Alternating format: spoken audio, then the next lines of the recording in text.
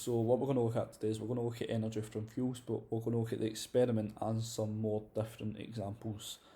So this is the experiment you would do in order to do the calculations that I have shown you on Monday. And there is 3 different diagrams that I've got here on the screen. So we have the one on the left, we've got spirit burners underneath all of them. And inside a spirit burner, you have alcohol, you have a wick, which soaks up all of the alcohol, and then you can light it at the top. Okay, this heats up the water. You can sit your beaker off the water on top of a tripod stand, or you can clamp it in using a clamp stand. We'll use a thermometer, and in this case we've got a clamp stand holding the thermometer. And what's important to note about all 3 diagrams is that the thermometer never touches the bottom of the beaker, okay, because that would be warmer than the actual water. Same with this here, and the same with this one here. None of them are touching the bottom. The one in the middle is slightly different to the one on the left, but it's really similar to the one on the right. The one in the middle and the right has a draft shield compared to the one on the left, and the reason we use a draft shield is so that we don't lose heat to the surroundings, so it basically insulates the experiment. We've still got our liquid fuel in the bottom, okay, or ethanol, whatever we're using, inside our spirit burner, and we always make sure it's underneath whatever we're wanting to heat up before we light it. Okay, so we've still got a thermometer, we've still got our whatever we put our liquid into, and we've still got our spirit burner.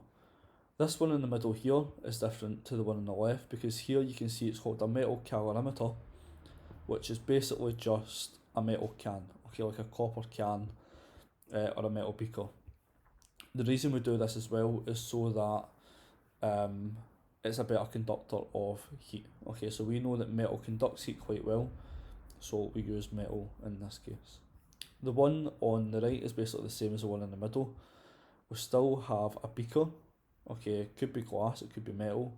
We still have a water inside, the thermometer's not touching the bottom, and underneath it you've got your spirit burner with your fuel inside, travelling up your wick because it soaks it, and then you light it once it's underneath, not before, so that you don't lose heat to the surroundings. Okay, so just make sure it's underneath before you heat it. Glass versus copper, why we use copper instead of glass, and also why we might use a heat shield. So on the left here we've got a glass beaker, we have a thermometer inside, you get a spirit burner down the bottom with your ethanol, versus on the right, which is a copper can, the exact same experiment, copper can instead of glass beaker, draft shield instead of nothing. So why do you think we might use a copper can instead of a glass beaker, and also why we use a draft shield or a heat shield instead of leaving it open to the surroundings? So we use a copper beaker instead of glass, or a copper can instead of a glass beaker, because copper is a better conductor of heat than glass. We also use a draft shield, or what it's called here, a heat shield, because less heat is lost to the surroundings and it insulates the experiment. So it basically keeps the heat in and it doesn't escape. So these are questions that tend to be asked in the SQA. So how they might ask the question is they'll show you a diagram, they'll give you method A and method B, and they'll ask you to explain which method gives you a more accurate result. Now this is worth 2 marks. So what we do is we get 1 mark for the method, so either method A or method B, and then you get 1 mark for explaining why you've chosen that method, i.e. why is it more accurate. Okay, so have a go, read through them. The only thing that changes is step 3, so focus on this and tell me what you think is the most accurate method and why. Now, method A is better in this case, so you get 1 mark for stating method A, and it's better because more heat is transferred to the water. Now previously I had said we need to make sure the spirit burner is underneath the beaker before we start to light it, and that's so that we don't lose heat to the surroundings. So if in method A we place the burner underneath first, then as soon as you light it, the heat is going to transfer straight up. However, with number 3 in method B, if you light the burner and then push it underneath, then you're already losing mass, you're losing heat to the surroundings, and it's not as accurate. So that's 1 mark for method A, 1 mark for your explanation. Another way that it might be asked is through multiple choice. So we've got A, B, C and D. This is question 5 in 2018, and the question is asking which of the following diagrams, A, B, C or D, shows the apparatus which would produce the most accurate result. So we know to get an accurate result we need a heat shield, and we also want to use a metal can or metal beaker. So we can disregard C and D straight away because there's no heat shield. And then for A and B, letter A, we've got a glass beaker with a heat shield, or B, we've got a metal can and a heat shield or a draft shield. So we know the answer must be question to the question must be B, because we're using metal can and draft shields. So that would be B. Now, I want to introduce you to some different energy calculations. What you've done before is you've looked at increasing the temperature of water, looking at the mass of water, but it won't always be water. We always use EH equals Cm delta T. That will never change, and you can always find it in page 3, not page 4, of your data booklet.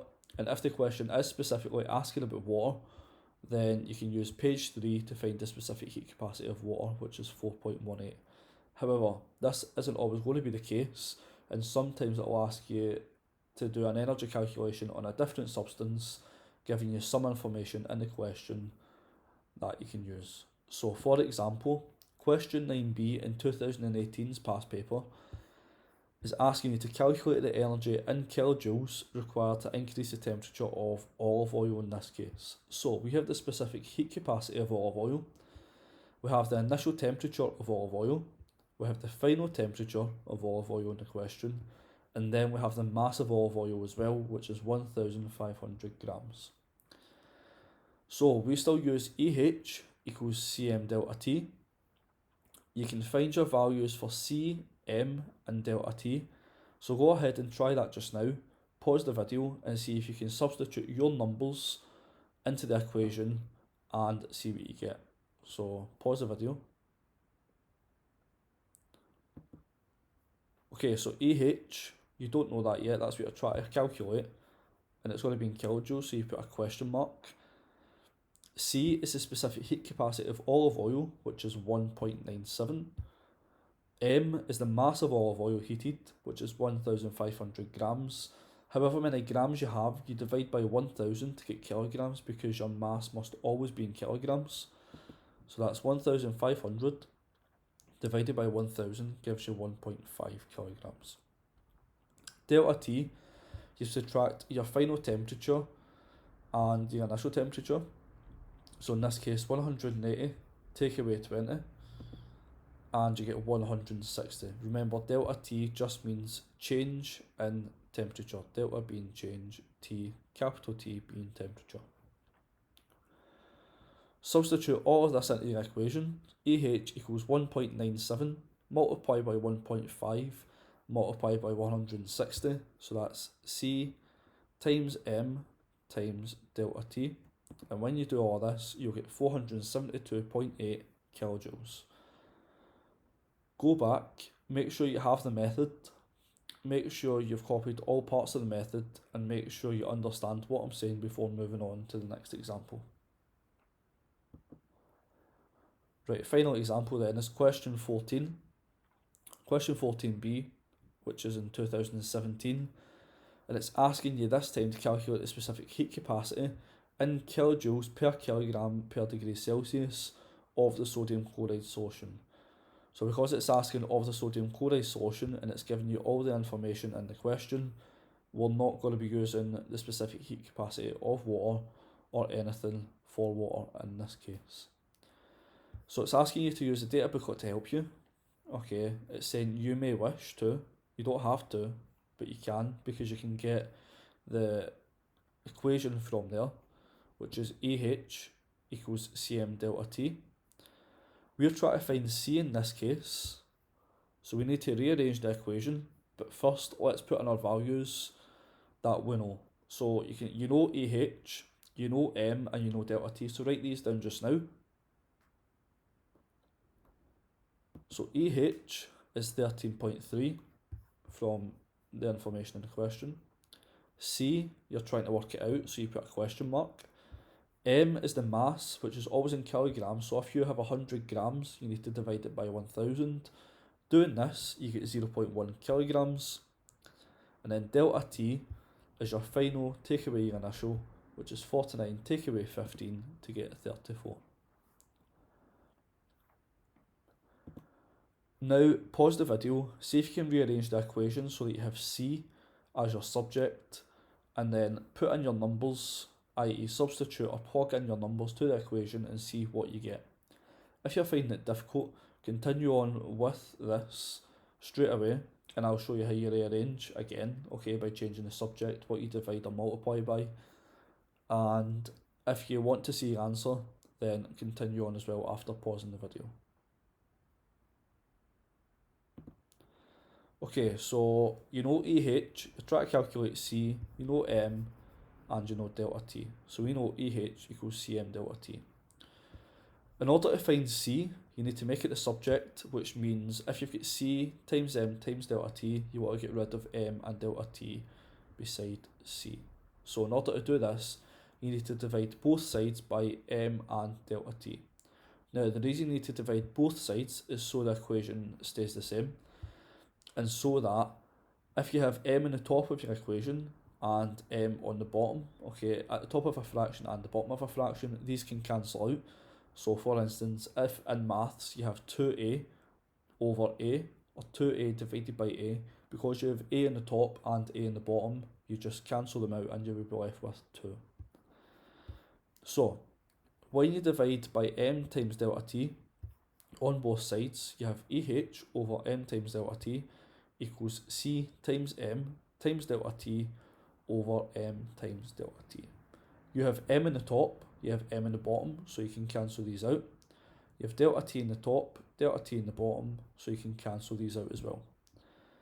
When you do that, you're left with EH over M times delta T equals C, or in order to get C on the left hand side of the equation, you would just flip it, so it would be C equals EH over M times delta T. Either way is absolutely fine. You will always find C regardless of what way you decide to lay it out. Now all we do is put in our numbers for EH, M and delta T. So C equals 13.3 divided by 0.1 times 34. Now if you're fine using the order of operations or BODMAS, then you can do this in your calculator, making sure this bottom part here is in brackets. However, if you don't know how to use your calculator correctly and you don't want to make a mistake, do the bottom part first. That comes out at 3.4.